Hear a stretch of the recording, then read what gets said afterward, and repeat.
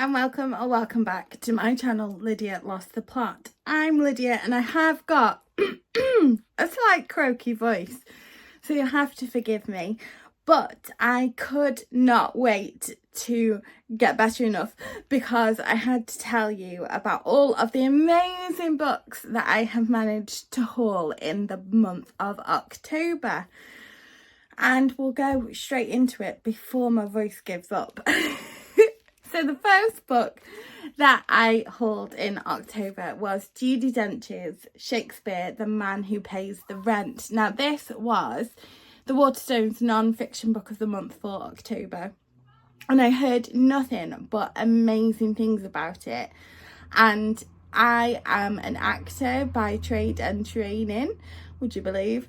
And so anything to do with Shakespeare, anything to do with theatre, it's something that I'm really interested in. So I really wanted to get my hands on this. And I'll read you the blurb so you can hear a little bit more about what Judi has to say to us. For the very first time, Judi Dench opens up about every Shakespearean role she has played in her 7-decade career. From Lady Macbeth and Titiana to Ophelia and Cleopatra. Here she reveals her behind-the-scenes secrets, inviting us to share in her triumphs, disasters and backstage shenanigans, all brightened by her mischievous sense of humour and striking honesty. This is Judi's love letter to William Shakespeare, the man who pays the rent. Now, I just think that sounds so good. Like, honestly, if you're a fan of theatre, if you're a fan of, it's not like it's a celebrity memoir because I think it has a different layer to it, but I would recommend this because I think it's going to be amazing. I've heard nothing but good things from the booksellers at work who have read it, and so I had to get my cheeky hands on it.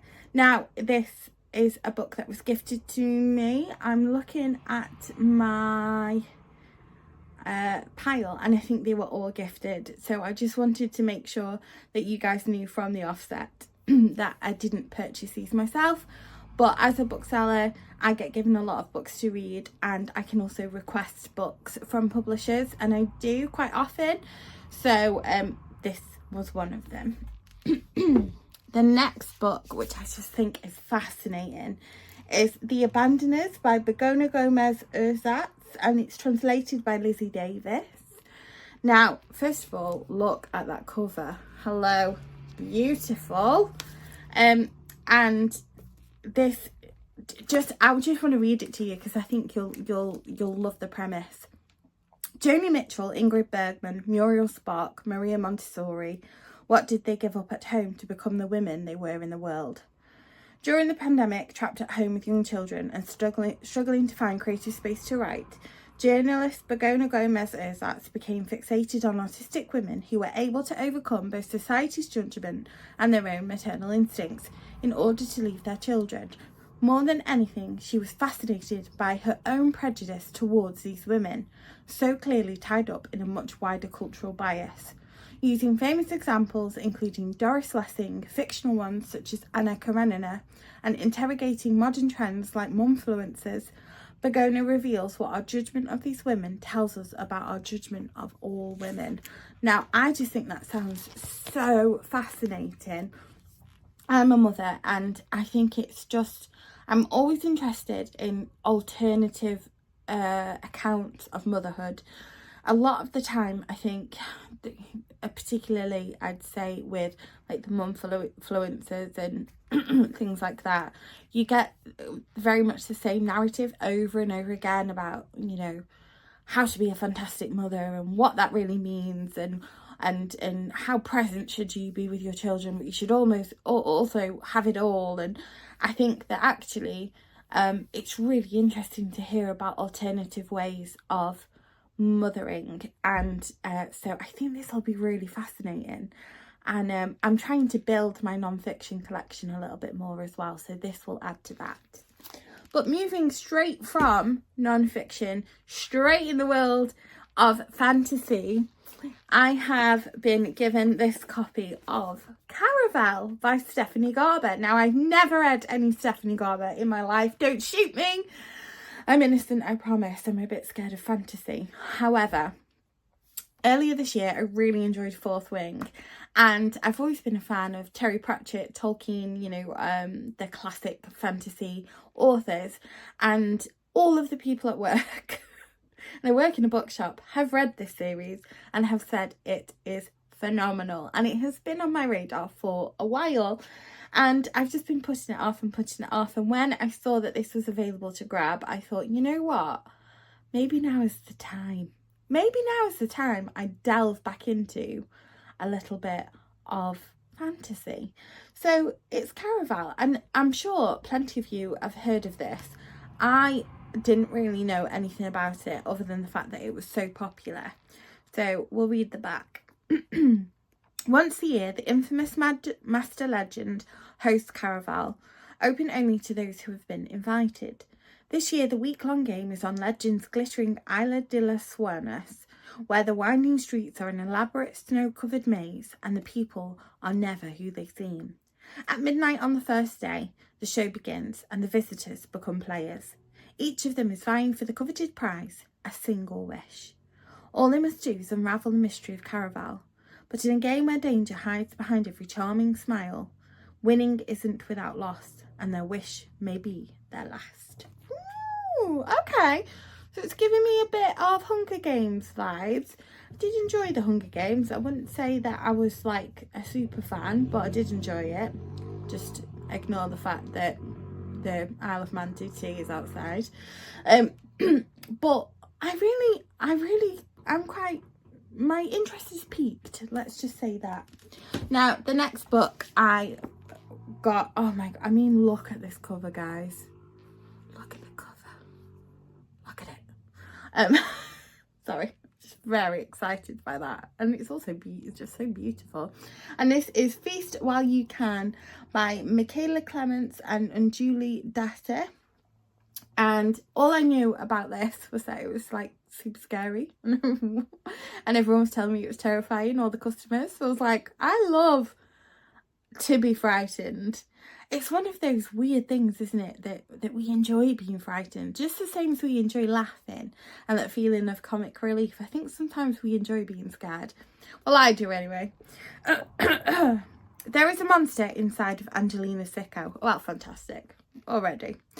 All she wants is to walk her mongrel dog, hold court with her brother in their local dive bar, and bait hot queer women to her sleepy conservative hometown, Cadence.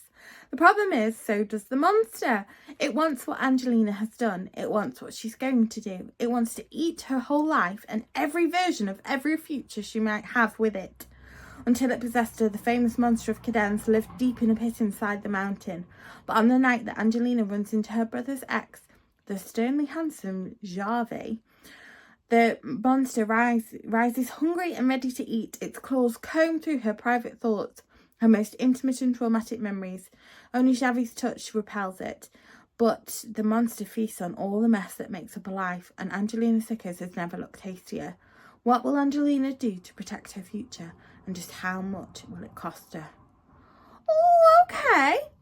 I'm feeling like this is like lesbian pulp literary horror. Like, give it to me.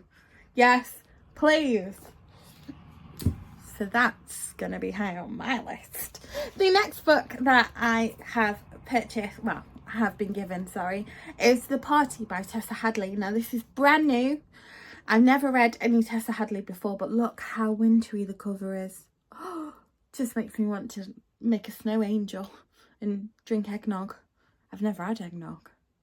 I'm not really sure what it is. Kind of makes me feel a bit sick, just the word eggnog. Anyway, I digress. So this is the Waterstones fiction book of the month for November. I'm thinking about doing a video on it, so if you'd like to see that, comment down below and let me know if you'd like to see. But this is The Party by Tessa Hadley, and the inside says, in this irresistible novella about two sisters coming of age, Tessa Hadley explores the ever-changing desires, the sudden revelations and the lasting mysteries that are bound up with who we are and who we might become. Okay, so that doesn't give me much, but I quite like that. It sounds a little bit sinister. It sounds like it'll be nice and literary, and it's a novella, so it's teeny tiny.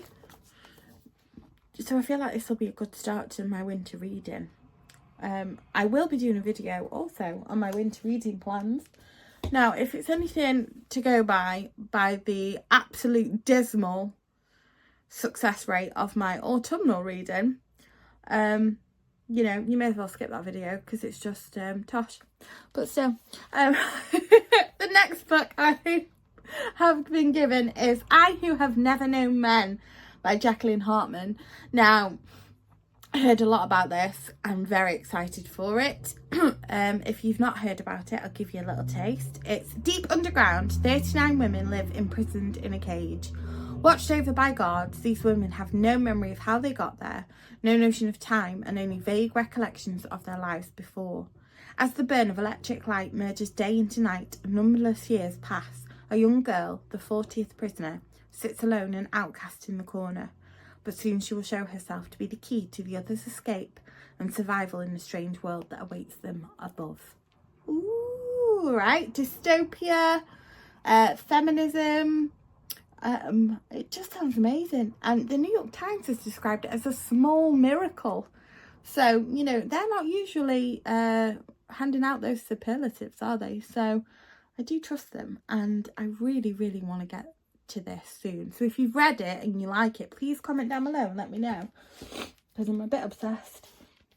And the next book that I have got is a proof copy, and I know that a certain booktuber, Greg from Supposedly Fun, will be very happy that I've got Fire Exit by Morgan Talty. And I don't know much about this at all, other than the fact that it has got a lot of buzz around it. Also, look at how beautiful this proof copy is. It's just so gorgeous. And it's from End of the Stories, and I love their covers. And I'll just read you what it says on the front. It says, I wanted the girl to know the truth. I wanted her to know who I was, who I really was, instead of a white man who had lived across from her all her life and watched her grow up from the side of this river. I mean, oof. I just like the vibes. It's giving me good vibes. How a paragraph can give you good vibes, I don't know. But you're bookish, I'm bookish, we know what we mean. So I'm really excited for this one. Again, if you've read any of these, please let me know whether or not they're worth getting to. And this was, I'm going to finish on an unsolicited one.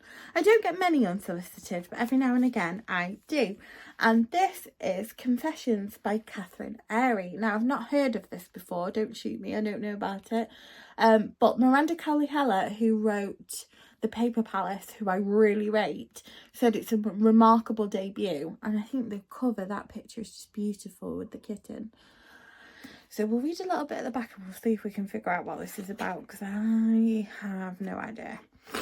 It is late September in 2001 and the walls of New York are papered over with photos of the missing. Oh, 9/11 vibes. Okay. This might get me. Whew. Cora Brady's father is there. The posters she made taped to columns and bridges. Her mother died long ago, and now, orphaned on the cusp of adulthood, Cora is adrift and alone. Soon a letter will arrive with the offer of a new life, far out on the ragged edge of Ireland, in the town where her parents were young, and a strange aunt can provide a home and fulfil a long-forgotten promise. There the story of her family is hidden, and in her presence will begin to unspool. Okay, so I think that sounds so cool. I mean, anything that's set in New York after that, you know, in that time period fascinates me. I read Garrett M. Graff's The Oral History of 9/11, and that was fascinating. So I think I really like this. It's massive though. Look how big it is. I might do Tessa Hadley first for no reason. But actually, I'm really glad that I got sent this. So thank you to Penguin Ranking for sending me this, because I actually think I'll really like it. So that is the end of my little book haul for October. I say little, there's loads. I will also be doing a book haul of all of the books that I got for my birthday. It was a really, really lovely day and I got 11 books. So these shelves are gonna be very, very, very overstuffed. I'm thinking about changing my storage solutions because I have no idea where I'm going to put all my books.